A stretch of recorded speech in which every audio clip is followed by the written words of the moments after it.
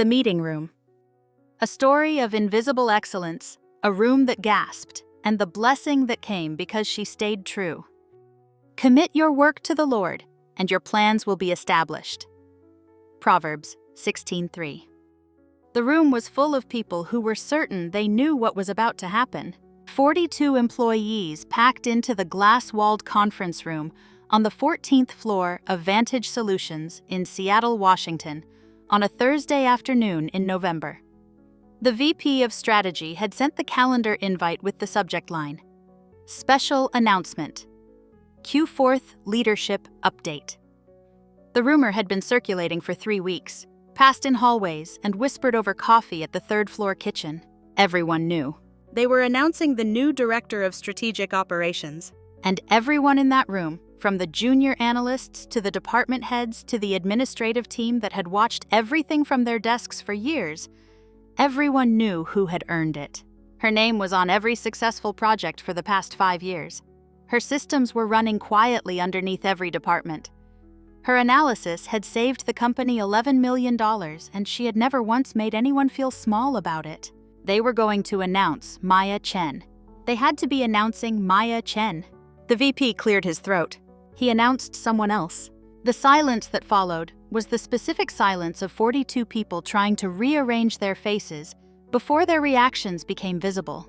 They did not all succeed. Before we move forward with the story, please like, subscribe, and hit that notification bell to help us to grow this channel to uplift more people. Maya Chen was 31 years old, the daughter of Taiwanese immigrants who had raised her in Bellevue, Washington, with the specific combination of high expectation and genuine warmth that produces people who work hard and remain kind simultaneously. Her father, James, had been a software engineer. Her mother, Helen, had run a small tutoring business from their home for 20 years while raising Maya and her younger brother, Kevin. They were a family that ate dinner together, that talked about ideas, that treated excellence as a practice rather than a destination. Maya had graduated from the University of Washington with a degree in data science and a minor in business strategy. She had joined Vantage Solutions at 26, recruited by a hiring manager who had interviewed 12 candidates and described Maya afterward in his notes as the most immediately impressive candidate I have interviewed in 8 years at this company. She was not a person who led with impressiveness. She was a person who led with depth. She asked questions that went 2 levels below the surface of whatever was being discussed. She delivered work that accounted for variables that other people had not considered.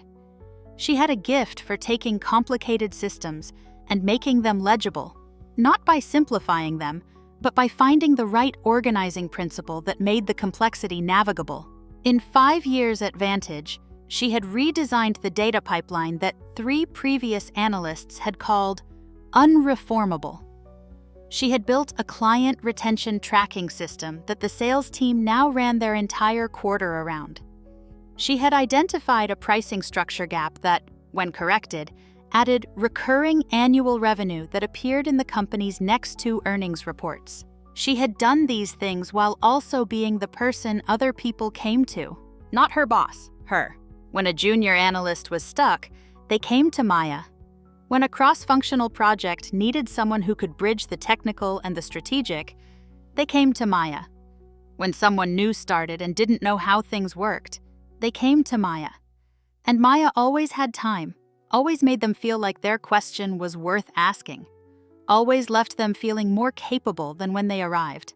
This was not a strategy, it was simply who she was. Her direct supervisor was Richard Vail.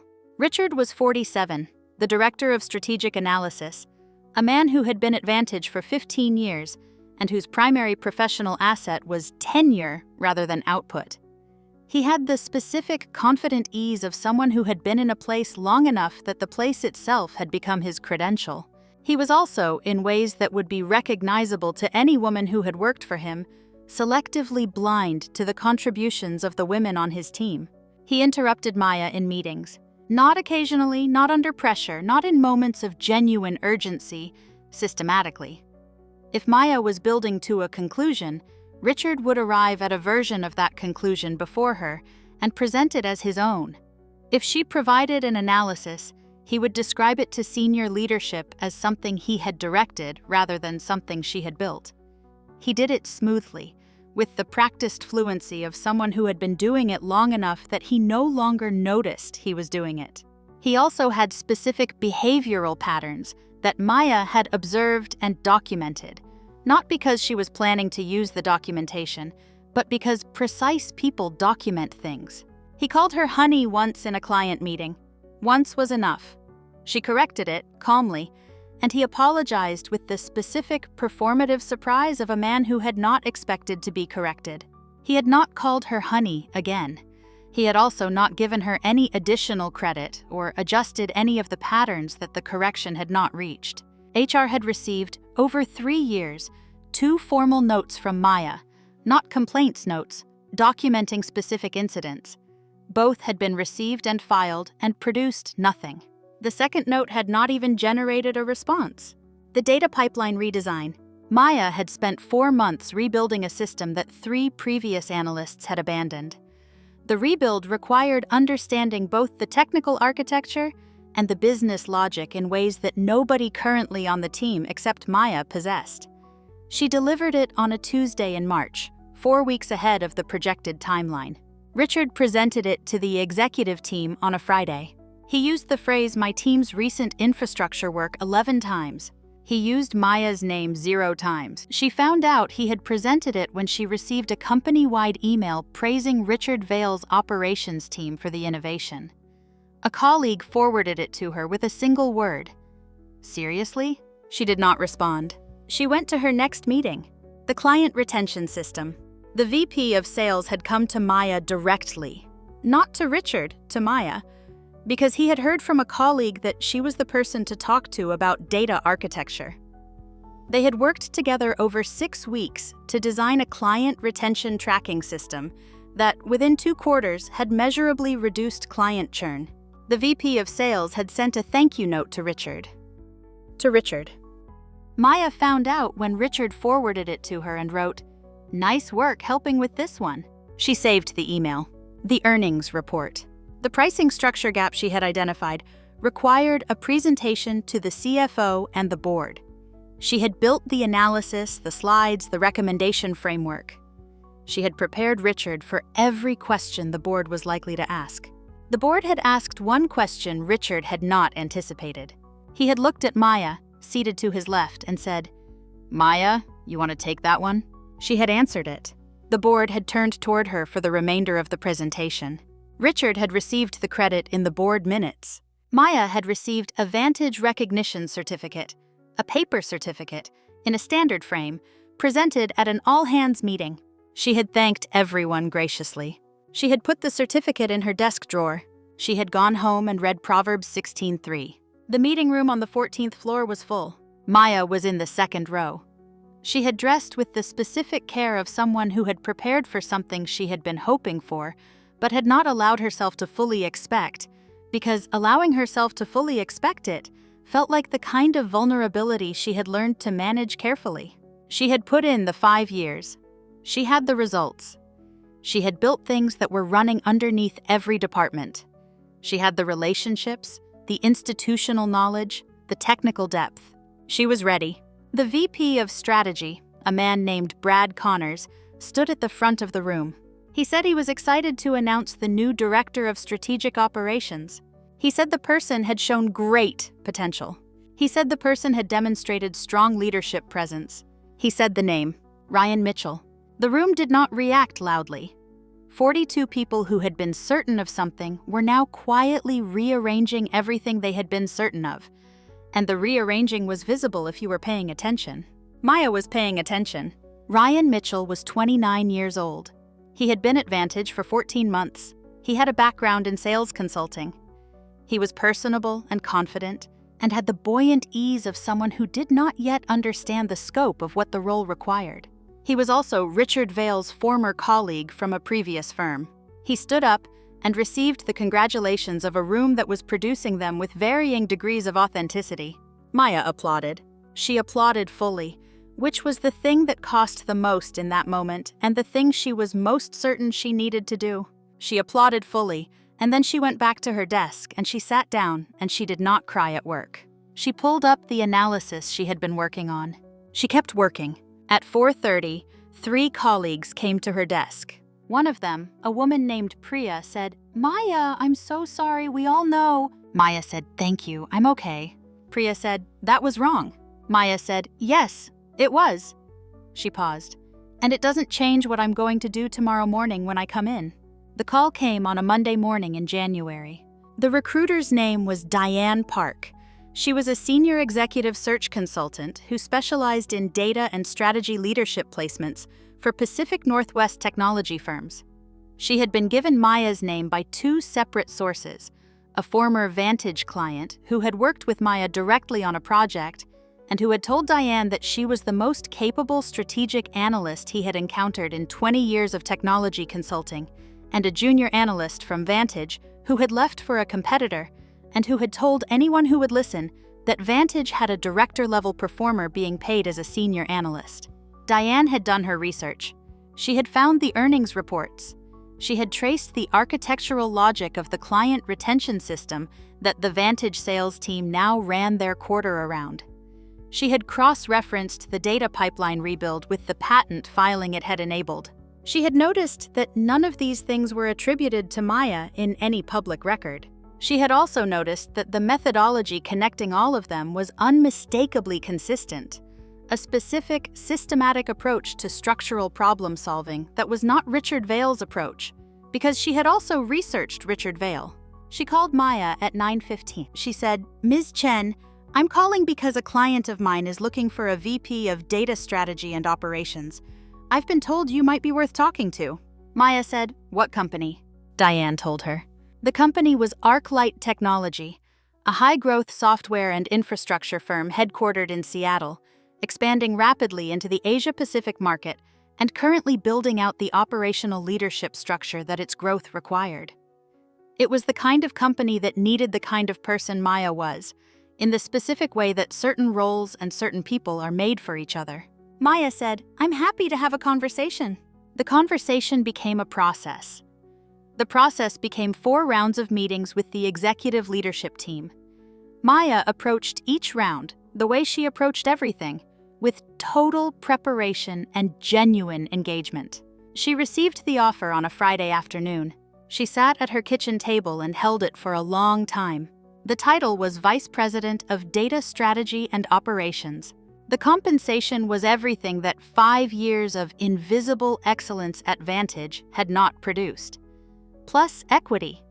Plus a role that, for the first time in her professional life, was sized correctly for what she actually was. She called her pastor.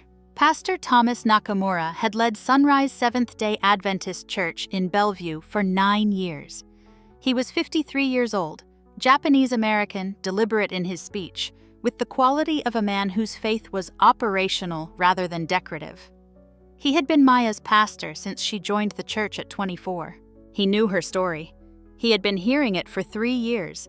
The interrupted meetings, the redirected credit, the recognition certificate in the desk drawer. He had also been the person who consistently said, when she was discouraged, that what she was building in those 5 years was not only a professional record but a character, and that both were going somewhere. He had also noted with pastoral attention that Maya tithed every month, on the paycheck that did not reflect her value, on the salary that was sized for someone other than the person actually in the role. She tithed not as a transaction, but as an act of trust, which was the only kind of tithing that Pastor Nakamura had any confidence in. She called him on a Friday evening. She said, "Thomas," the door opened. He said, "Tell me," she told him. When she finished, he said, "Do you know what I think when I hear this?" She said, "Tell me." He said, "I think about Proverbs 16:3. Commit your work to the Lord and your plans will be established." You committed your work, Maya, every day for 5 years. You committed it when the credit was taken, and you committed it when the promotion went to someone else, and you committed it when the recognition certificate went in the drawer. He paused. You committed it by tithing on the salary that didn't reflect your value. You kept saying, through the way you worked and the way you gave, that you trusted him with the outcome. Another pause. The outcome has arrived. She was quiet for a moment. She said, "It's better than I would have designed." He said, "They usually are." She submitted her resignation letter the following Monday. The letter was 3 paragraphs. The first thanked Vantage Solutions for 5 years of professional experience. The second stated her notice period and her commitment to a thorough transition. The third offered to document every system, process, and project she had been responsible for to ensure continuity. No score settling, no recounting of the board presentation or the recognition certificate or the November Thursday in the glass-walled conference room. 3 paragraphs. She sent it to Richard at 8:45 on a Monday morning. Richard read it at 9:01. By 9:15, he was in Brad Connor's office. By 9:30, Brad Connors was on the phone with the Chief Operating Officer. By 10 o'clock, Maya had a calendar invitation from the Chief People Officer for a meeting that afternoon. The meeting was a counteroffer attempt. The number they put on the table was significantly above her current salary, which told Maya, with the precise clarity of someone who understood financial logic, exactly how large the gap between her value and her compensation had been. She received the number. She thanked them genuinely. She said, "I have accepted another position. I'm honoring that commitment." The Chief People Officer said, "Is there anything, the role, the reporting structure, the title?" Maya said, "I will prepare the most thorough transition documentation you've ever received. That's what I can give you." She did. Over the following 3 weeks, she documented every system she had built, annotated every process, created onboarding guides for her most complex projects that were so clear and comprehensive that the head of IT printed them and put them in a binder. She trained Ryan Mitchell on the systems he was now responsible for. She was kind to him. She answered every question. She stayed late twice to make sure he understood a data architecture that she had designed from scratch. She said nothing about the promotion. She did not need to. Week 2. Ryan Mitchell attempted to manage the quarterly data pipeline update that Maya had handled for 4 years. The pipeline had specific configurations that she had designed and that lived in her documentation, but implementing them correctly required the kind of contextual understanding that documentation, however thorough, cannot fully transfer. The pipeline update encountered errors. Ryan escalated to Richard. Richard did not know how to resolve it. He called the head of IT. The head of IT pulled up Maya's documentation. The documentation was accurate. The problem was that the person implementing it lacked the background to interpret 2 of the architectural decisions Maya had made when she built it, and those decisions were not explained in the documentation because they had seemed, when she was writing it, like things any data professional would understand. Ryan was not yet a data professional in that sense. The pipeline was delayed 4 days. The sales team, which ran its client retention system off the pipeline, had a 4-day gap in its tracking data. Brad Connors received a report. The client retention system itself began producing anomalies in week 4, not catastrophic failures, but the specific incremental degradation of a system that needed someone who understood its architecture to maintain it. Ryan had not designed the system. He had read the documentation. Reading the documentation of a system designed by Maya Chen was not the same as understanding it. The VP of Sales, who had worked with Maya directly on the system, sent Brad Connors an email that contained a sentence which became somewhat famous among the people who saw it. "I don't know what we were thinking." The board's Q4 operations review was scheduled for the 3rd week of January. The COO asked Richard Vale to prepare the operational performance summary. Richard Vale had been summarizing Maya Chen's analyses for 5 years. He sat down to prepare the summary himself. He spent 11 hours on it. He submitted it to Brad Connors.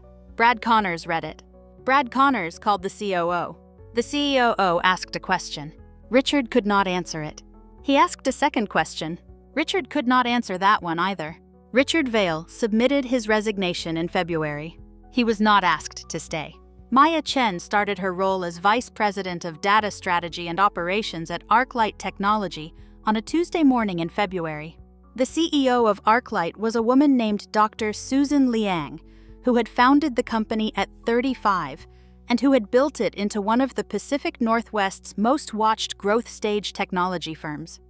She had personally participated in 2 of Maya's 4 interview rounds, which was not her standard practice, and which told Maya something about the weight the company placed on this hire. At Maya's first executive team meeting, Liang introduced her. She said, "Maya brings something that I have been looking for this company to have for 2 years. Not just the technical capability, though that is extraordinary, but the specific combination of analytical depth and genuine investment in the people around her. We hired a VP of data strategy. We got something more than that."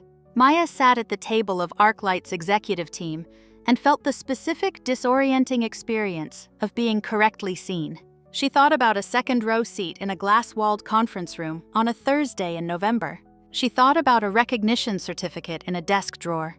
She thought about Proverbs 16:3 and a kitchen table on a Friday evening, and Pastor Nakamura's voice. "You committed your work? Every day for 5 years." She thought about her mother, Helen, who had run a tutoring business from their home for 20 years, and who had taught her, without stating it explicitly, that the quality of what you build is not determined by whether anyone is watching. She thought about 5 years of tithing on the salary that didn't reflect her value. She thought, "This is the plan that was established, not the one I designed, the one he established, and it is better." In her first quarter at ArcLight, Maya built a data architecture that enabled a product feature the company had been trying to develop for 2 years. The feature launched on time. The earnings call that quarter mentioned it specifically. Dr. Liang sent Maya a note. The note said, "You are exactly who we thought you were. Thank you for being here." Maya put it on her wall. Not in a drawer, on her wall. Proverbs 16:3 makes a promise. "Commit your work to the Lord, and your plans will be established." Not, "Commit your work to the Lord, and your boss will give you credit." Not, "Commit your work and the promotion will go to the right person." Not, "Commit your work and the glass-walled conference room will announce your name on a Thursday in November." The promise is that the plans will be established, on a schedule and in a form that belongs to God, rather than to the organizational chart of a company in Seattle. Maya Chen committed her work. She committed it when the data pipeline presentation used her name 0 times. She committed it when the client retention thank you note went to Richard. She committed it when 42 people thought her name was about to be called and a different name was called instead. She committed it by applauding fully for the person who received what she had earned, because her character was not going to be defined by what the company did. She committed it by tithing every month on the paycheck that didn't reflect her value. Not as a transaction, as an act of trust that the plans were in hands that could see the whole picture. The plans were established. They were established in the form of Diane Park's phone call on a Monday morning. They were established in the form of a company that needed exactly what Maya was. They were established in the form of a CEO who said, "We got something more than that," and meant it. This is not a story about revenge. The unraveling of Vantage's operations after Maya's departure was not Maya's doing. It was the natural consequence of a system discovering, in the hardest possible way, who had actually been holding it up. That is not revenge. That is the natural mathematics of excellence eventually becoming visible. For anyone who is in a Maya situation right now, who has the drawer with the recognition certificate in it, who is applauding for someone who received what they earned, who is tithing on the salary that doesn't reflect their value, this story is for you. Commit your work. Not to Richard Vail, not to the glass-walled conference room, to the one who establishes plans. His plan for you is better than the one on the calendar invite. Commit your work to the Lord, and your plans will be established. Proverbs 16:3. If you enjoyed this story, please like, subscribe, and hit that notification bell to be notified about more inspirational stories on redemption and hope.